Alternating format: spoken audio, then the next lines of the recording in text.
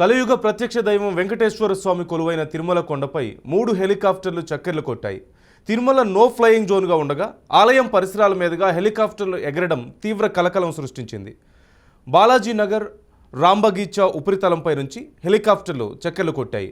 ఎన్నడూ లేని విధంగా తిరుమల కొండపై హెలికాప్టర్లు ఎగరడంపై భక్తులు విస్మయం చెందారు.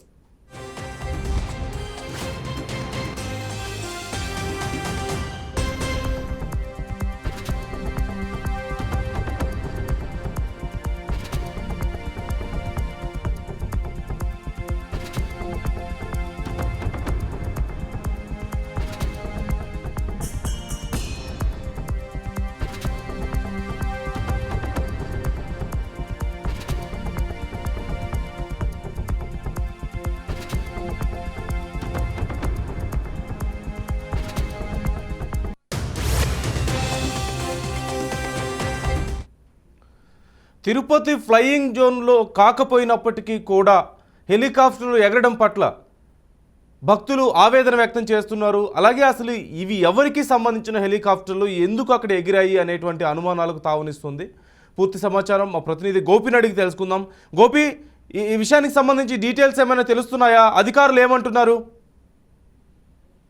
తిరుమలకి సంబంధించి ఎందుకంటే తిరుమలకి అంటే తిరుపతి విమానాశ్రయానికి చాలా దగ్గర అంటే ఎయిర్పోర్ట్ విమానాశ్రయం ఉంటుంది. అయితే తిరుమలకి సంబంధించి శ్రీవారి ఆలయం పైన ఎటువంటి విమానాలు కావచ్చు లేదా ఎటువంటి హెలికాప్టర్లు ఇవన్నీ కూడా డ్రోన్ కెమెరాస్ ప్రధానంగా ఇవన్నీ కూడా వెళ్ళకూడదు అనేది టీటీడీ చట్టం చెప్తుంది. అదేవిధంగానే బోర్డు నిర్ణయాలు ఉన్నాయి.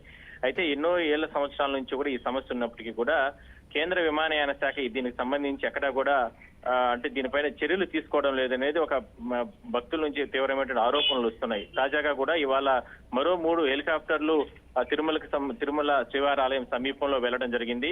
అయితే దీనికి సంబంధించి ఇప్పటికే కూడా టీటీడీ విజిలెన్స్ అధికారులు వెంటనే రేణిగుంట విమానాశ్రయం అధికారులకి అంటే ఫిర్యాదు చేయడం జరిగింది. తరచూ ఈ రకంగా శ్రీవారి ఆలయం సమీపంలో అదే కాకుండా ఆనంద నిలయానికి అంటే స్వామివారు వెలసిన ఉన్నటువంటి ఆనంద నిలయానికి అతి సమీపంలో ఈ రకంగా హెలికాప్టర్లు కావచ్చు విమానాలు వెళ్లడం చాలా రకాలుగా అంటే భద్రత పరంగా కూడా చాలా ఇబ్బందులు వచ్చే అవకాశం ఉంటుంది. దీనిపైన పునఃసమీక్ష చేసుకోవాలని చెప్పి ఎన్నో రకాలుగా చెప్తున్నప్పటికీ కూడా విమానయాన శాఖ అధికారులకు సంబంధించి మాత్రం వాళ్ళు ఎవరు కూడా పట్టించుకోవడం లేదు. ఎందుకంటే విమానయాన శాఖ అధికారుల నుంచి వస్తున్నటువంటి సమాచారం ఏంటంటే తిరుమలకి సంబంధించి అంటే ఎయిర్పోర్ట్ దగ్గరలో ఉన్న నేపథ్యంలో ఆ రూట్ గుండానే అంటే తిరుమల కొండలు శేషాచలం కొండలు అటవీ ప్రాంతం సమీపంలోనే తిరుమల ఫ్లై జోన్ గా అక్కడి నుంచే రావాలనేది వాళ్ళు చెప్తున్నారు.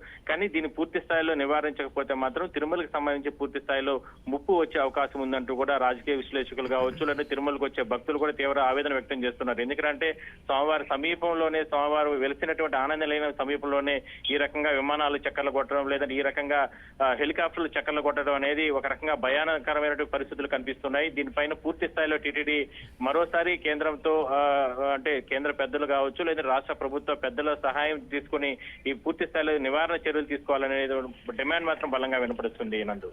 Right, thank you Gopinath.